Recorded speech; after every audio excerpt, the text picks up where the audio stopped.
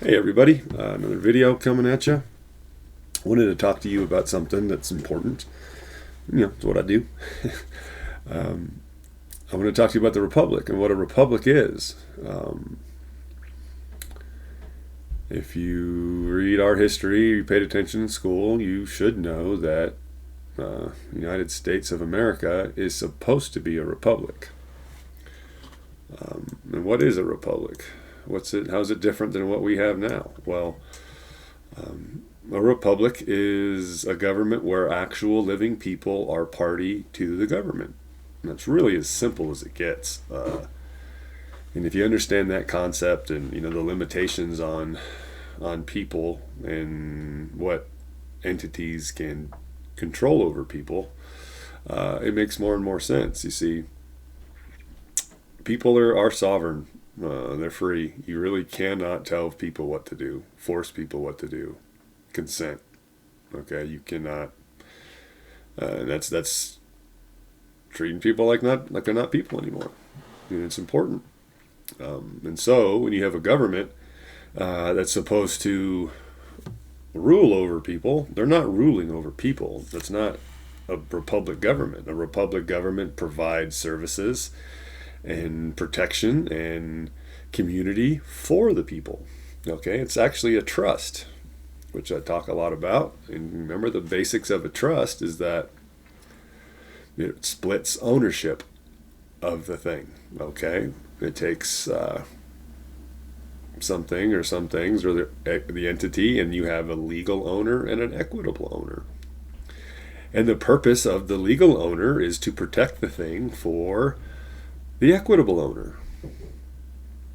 Okay, and so when you have a republic and you have actual people, or I should step back actually, because the government, like I said, you can't force people what to do. You can't put people into contract without their consent. And yet you still need people to hold offices and do things for other folks, for the trust or the beneficiaries or whatever. So they have an obligation, they have a duty to do that. And so they have to consent. They have to agree that they're going to take it over, that they're going to be hold that office. And that still has to happen with persons. You still have to have a person in government. Whoever the trustee is, that's really a person, regardless. A man may be holding the office, or a woman may be holding the office, but that office is a person. It's a separate thing. And so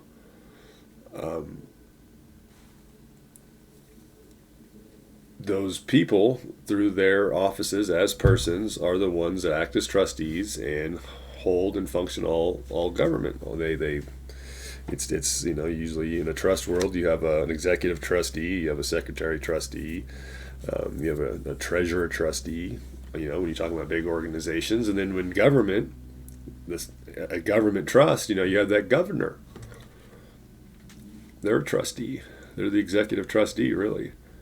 And then you have a whole board of rule makers, and that's the whole legislative body.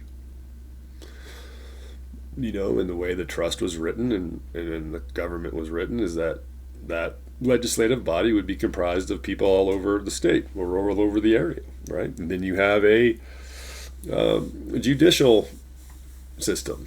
The judge should be a trustee as well. Then a treasurer trustee as well. And that's how a Republican form government should work. And it looks a lot like the state governments we have. However, they just don't function in the capacity of people. The people are not party to it. Okay, in a republic form, the people are the beneficiaries. They equitably own the government, and that's why you can say the state equals the people. Is because the people are the equitable owners. They're the beneficiaries. The entire thing, the entire republic form government, the entire government is for the people, to protect the people and their interests. And you know as well as I do, that's just not what we have. It's just not happening.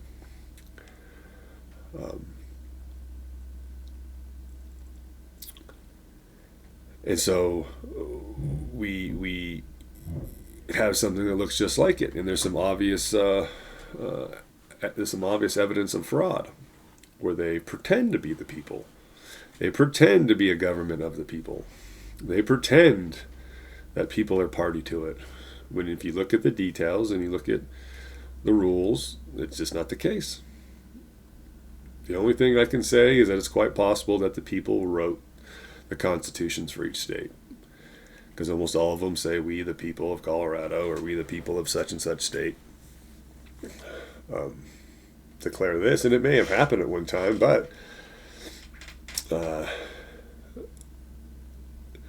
there's no evidence that the government is vested in the people. There's no evidence that our current state governments are owned by the people. In fact, I believe, and I think it's a fact, that all state governments are owned by a foreign entity.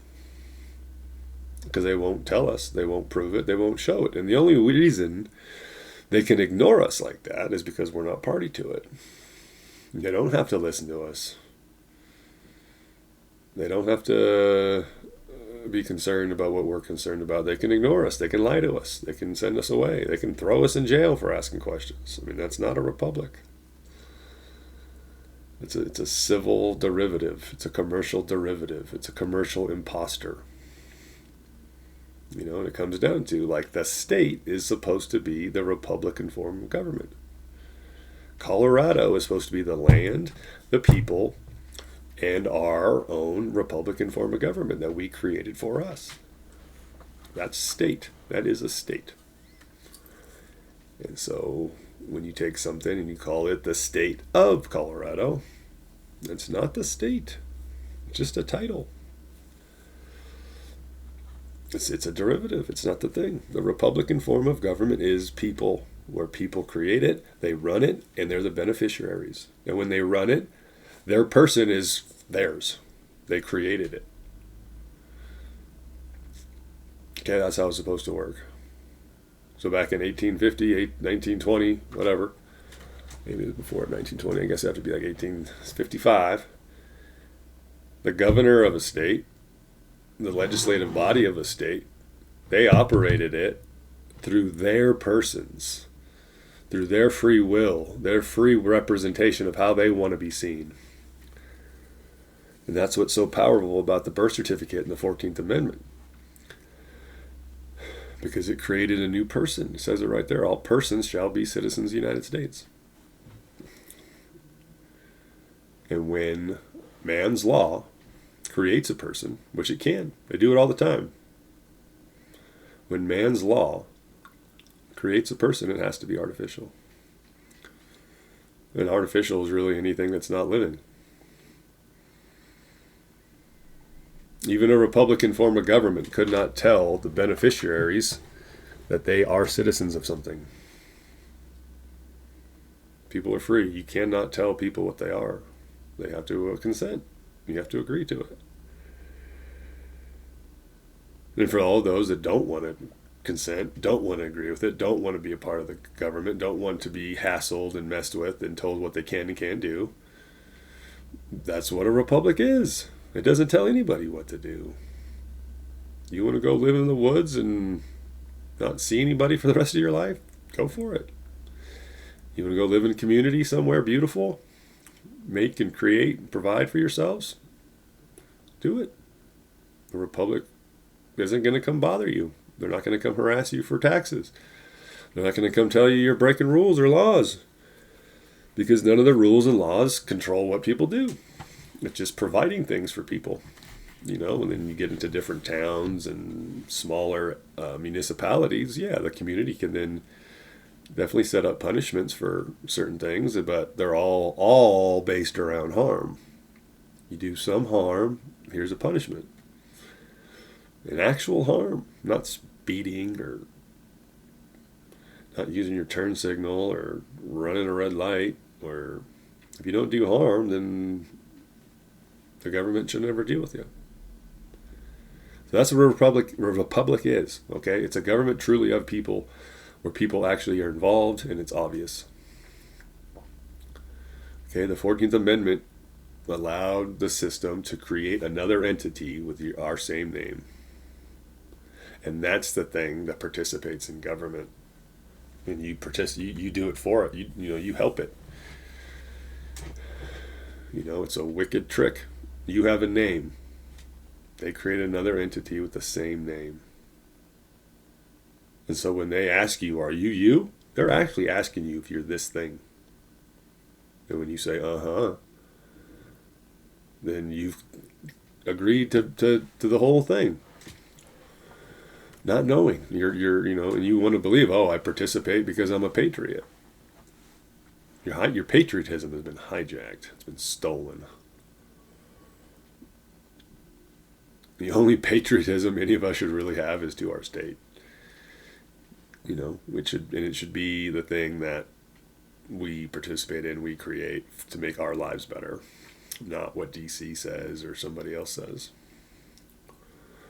So that's what it means to be in a Republican form of government. It has nothing to do with the red team. It has to do with the people participating in the government. All right? And when the country was created, there were Federalists and Anti-Federalists. Anti-Federalists are the ones that didn't want to have Washington, D.C. They just wanted to be states, just a bunch of states. No Washington, D.C., no federal power.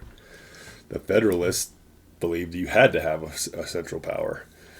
And so that was the great debate in the beginning, was Federalists versus Anti-Federalists, a central control or each state being their own thing.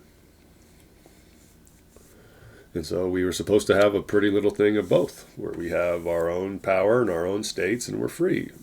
But we also have protections and services on an international stage from D.C. But what happened is that independent states, those sovereign states, got replaced. They don't exist anymore. The Republican forms of government don't exist anymore, and you know it, too. I don't care if you're a lawyer or a senator or a judge or a cleric at the state, you know it's not for us. Every branch of government teaches us like crap. They make us do all the work, and then they just screw it all up. So there, that's why you do the trust too, is because it's your law, it's your creation. And when you get that and you see the power of the people, you'll know that when you create a contract as a man or a woman, that it is the most powerful thing in the nation. It's more powerful than any statute. It may be hard to see at first. You may even have people that try to convince you otherwise, but it's the truth. And when you recognize yourself and get set up in a trust and your own thing, you'll see a value of having a government of you, for you, that provides services for you and allows you to mind your business. So, even if you don't have assets to protect, or you don't have a court case hanging over your head where they're going to come and try to take your money from you. I just talked to a gentleman that doesn't have anything, doesn't have a car or hardly any money at all, but you should still have a trust. Because it does recognize you as a living man. Should there ever be a controversy where they're trying to say you have to follow rules that aren't for you, the trust will evidence that you don't have to. So, and knowing all this, then you should know that this state of governments aren't for us. There's nothing keeping us from reforming the republic. There's nothing keeping us from creating our Republican form of government. There's nothing keeping us from creating our own thing. Except for fear, except for intimidation. They're just trying to scare us. So, this is awakening, people. Age of Aquarius, the age of knowing, not the age of following and doing what somebody else says. The age of knowing what's best. You already know it. And you just got to go do it. This transition from Piscean age to the Aquarian age is all on the human. Went from knowing nothing to seeing and knowing everything. That's where we're going. And in order to stop the suffering, create some relief for all of the people, we got to have our own thing. The system, current system, has absolutely failed us. So, all right, there's another one. See you guys on a Zoom sometime. Have a good day.